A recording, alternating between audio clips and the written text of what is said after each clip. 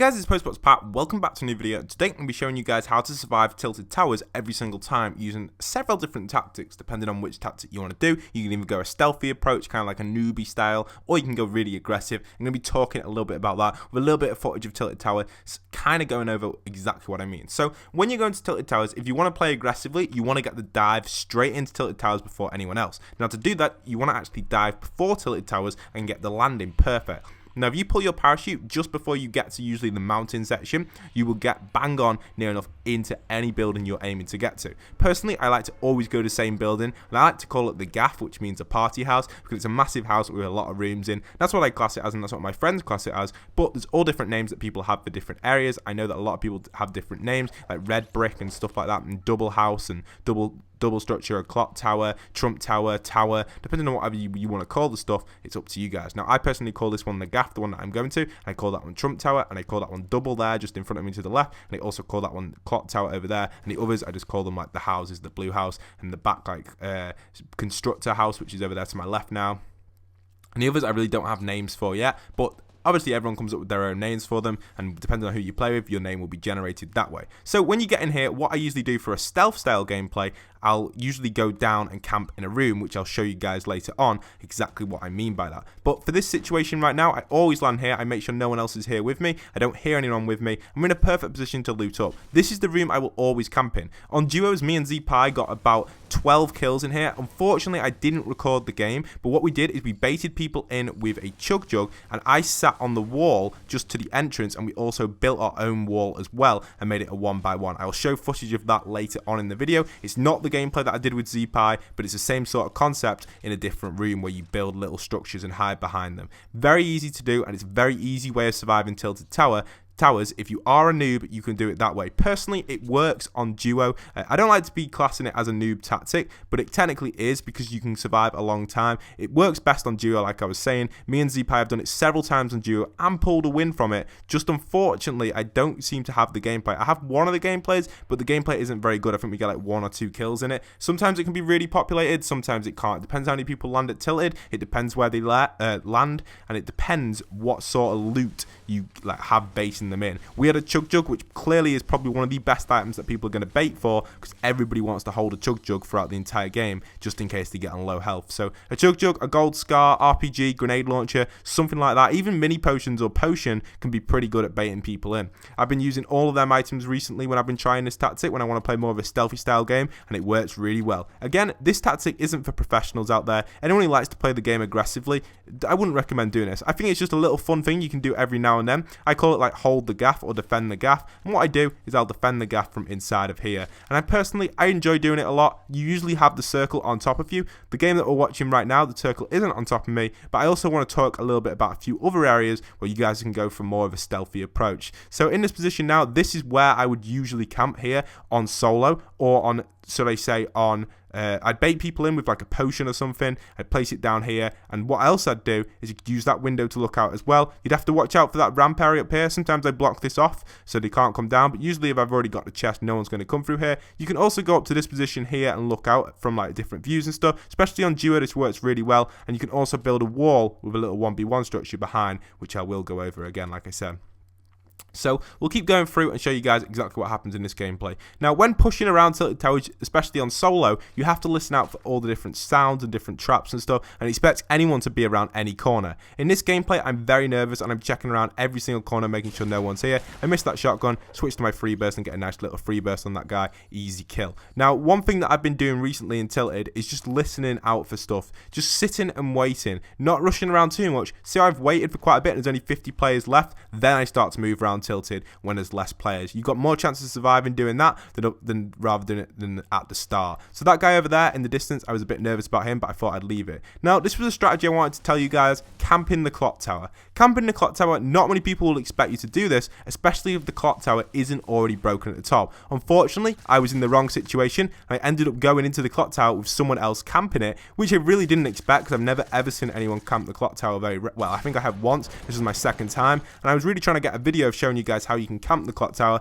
but this guy kind of already set it up for us, apart from we destroyed the roof. So What this means is it means you can camp the clock tower, you can build like a mini base inside the clock tower, block it up from the bottom, and really no one's really going to expect you to be in this tall 1x1. It's an easy thing to be in, and if you give yourself away, then you're in a little bit of a sticky situation. But if you're not giving your position away, watch out for bombs as well like that. You don't want any of them explosives going off and taking you down. But you can see that I'm in tilted towers, and I'm in a good position. Now, the roof is taken off and there is stairs on it. So to be honest, I thought to myself, you know, we may as well be aggressive now in this situation because people obviously already know that this guy was here. So why not give my position away? I'm not too sure what I was trying to do here. I was trying to get some kind of like jump across, and it just wasn't working for me. I don't know why it wasn't working, but I got it to work in the end. Here is quite a bad position, to be fair, and I like to leave the roof on so no one really knows I'm here. What I'm doing now is quite risky, but knowing that there's only 40 players left, the chances of actually being sniped there are probably only like 25%, and I only did a little bit of shots. So I could easily build a wall behind me and to my right to cover me. I did start getting shot at from different angles, so I thought, you know, we'll drop this and we won't engage here anymore. In a position like this, you've got to really kind of consider everything else that's going on around you. When you're in tilted towers, depending on where you like to land, get to know that landing spot really well. And as you learn that landing spot, you'll learn exactly where the loot spawns and drop it. That's why I always go to the gaff or the red brick house, whatever you want to call it, because I know all the loot spots in that house. I know the house inside out, so I can maneuver up and down. I could even go outside the house and come in, so I could go round the house to get back inside on it, just so I could get some better get a better shot on someone through the windows or something. That's how well I know that house. Personally, I can't find much gameplay to do with it, so I've just put some basic gameplay on of the tower and stuff and a little bit of camping in certain spots. But most of the time when I'm in tilted, it's usually on special game modes. I don't always drop it every single time. But now you can see I've been in tilted towers for near enough all of the game, and there are only 36 people left. So I've survived a good chunk of players only having 2 kills and just chilling in tilted towers. An easy way of getting you further into the game if you're struggling and getting that little bit extra into the game. Then from this situation, you can take an easy win. Now, the problem with this game that I'm actually playing now, I did get right to the end, and unfortunately, I was killed by a team teaming in solo, which is really disappointing. It was 1v2 at the end. I was pretty disappointed with it. I was really annoyed, to be honest, afterwards, and it really shouldn't have happened because I most likely would have won the game because I played really well this game, especially from here onwards. So I'm just moving around tilted. One thing I'll do is I'll push people aggressively if the opportunity is right. Now, because I can switch on from defensive to aggressive, I'm able to do this. But if you do struggle being an aggressive player, don't do what I just did then. Just wait for that person. You've still got a bit of time. The storm is 30-40 seconds away. You could easily get inside and just wait in another building and wait for the relocation. Simple tricks, simple tips and tricks that you can do in tilted towers that anybody really can pull off, and it's something that I do recommend doing. If you really do want to get that easy win, you can do something like that. Another cool tactic as well is to destroy structures like wood with your gun rather than getting your pickaxe out. And then again, another nice easy kill, easily done using the SMG and pump. Probably one of the best combos that I personally prefer. SMG and pump is by far one of my favorite combos currently in the game, just because the idea of the SMG being so overpowered if you're good with it, and you can be, even the hip fire on it is pretty accurate. So I'm happy about that. The SMG is definitely one of my favorite weapons to use with a pump. So as we go through, we get inside the circle, and that's really it for this gameplay. But moving on to the next one, I'll talk a little bit more about that camping spot.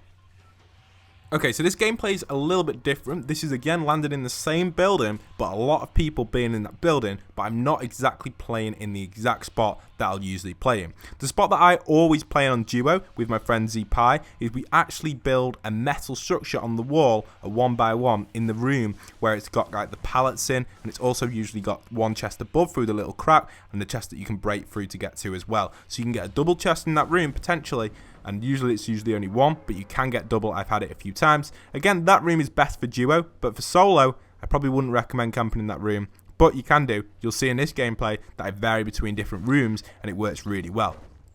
Again, I don't want to suggest people to camp and stuff. It's not really the way of Fortnite, and a lot of people will probably hate on it. But to be honest, in tilted towers, if you definitely want to survive every single time, this is by far the best tactic, unless you are very good at the game. There's guaranteed to be that one person that's going to comment down below saying, you know what, Pat, why camp? Why are you camping and stuff? It's not very good at the game. Well, to be fair, and to be honest here, it isn't the best tactic, and it's not the best thing to do, but not everyone can play aggressively, and I know that. I've played with many subscribers who struggle to play aggressively. Personally, on the wrong day, I can struggle to play aggressively. If it's not a good day for me, I can really struggle to do it. I don't like struggling because I know I can do it in the long run. I'm really lagging in this section here. I try placing spikes down. For some reason, the spikes only hit him and he doesn't die, and he runs. I kind of let him off. I'm like, oh no, you're not going anywhere, my friend. Kill him off. So I'm in the building and I've landed along the ground. Obviously, I'm at the ground now, so I'm in a good position to get work my way back up to the building.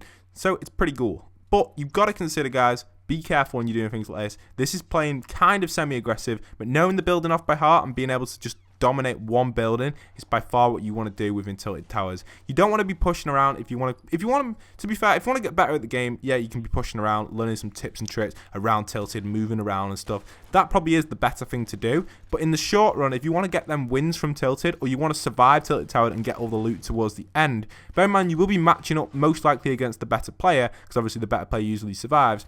But doing this isn't easy as well. What I'm doing here is defending against people. It's not a simple tactic. It can be quite difficult to pull off.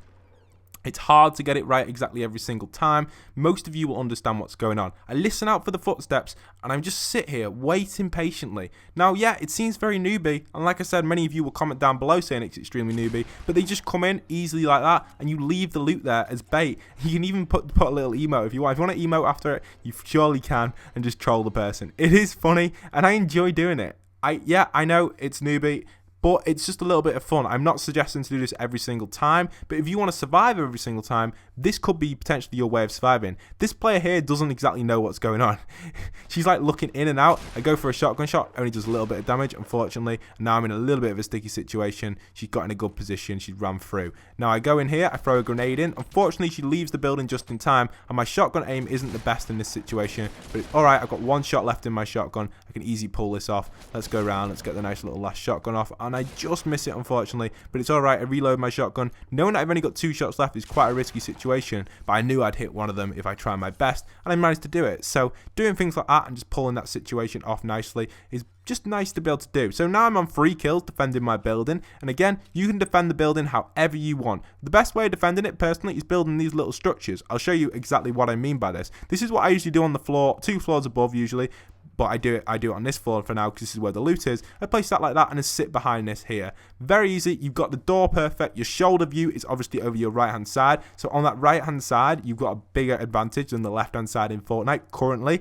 If they do bring a setting to change that, or a button that you can switch sides, that'll definitely change the meta up completely. But this tactic is just fun, entertaining. Obviously, it can be easily countered with grenades and stuff, but the chances of someone throwing a grenade and thinking that you're there, especially using metal, because behind metal, they can't see you. If you use stone and wood, potentially they could see you. But behind metal, the chances of them seeing you is near enough 1%, maybe even less, because of the metal structure near enough taking up the entire kind of art design, or the entire, I don't know what you'd call it, but it takes up the entire flat wall basically, so you can't see through it. That's personally why I use the metal.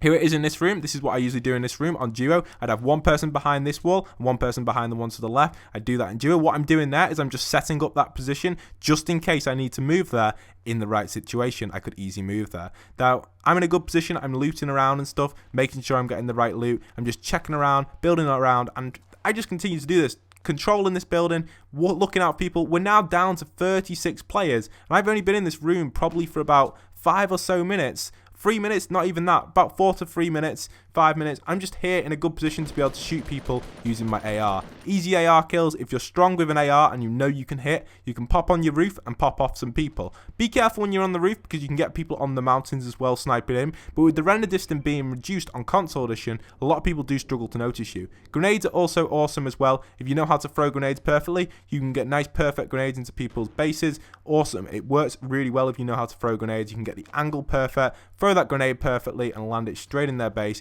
and boom, easy kill. Obviously it bounced a little bit, but the explosive damage and the range of the explosive damage managed to get that kill. I'm just dominating from the roof here, but really not giving my position away. I'm not building, I'm not jumping around, I'm just crouching behind this structure, listening out for anyone. If anyone was building up, what I'd do is I'd retreat straight back to my building, hide in there, and then continue the assault from there. That's personally what I like to do in Tilted Towers. It's only a little bit of fun, this tactic, but personally it will get you a win from Tilted Towers if you want to get a win from Tilted Towers, because most likely less people are going to be able to kill you because you're kind of sitting back rather than playing aggressively. Again, aggressive is an awesome way to play and I've got nothing against it. This is just a tactic for those who want to try something different, a little bit of fun, a little bit of entertainment. You can get a lot of fun out of it. Me and ZPie got at least 12 kills in one game trying this out. So feel free and go and try it out for yourselves. Hope you guys have enjoyed today's video. video, don't forget to leave a like, comment, and subscribe. It's been an interesting video to make. You can also camp in the clock tower. They are my 2 top spots to recommend in tilted towers if you want to survive. Once again, if you're new around here, stick around because I bring out Fortnite content every single day, and I love for you guys to see it on release. So I hope you guys have enjoyed. Once again, leave a like, comment, and subscribe. And this is postboxpat signing out.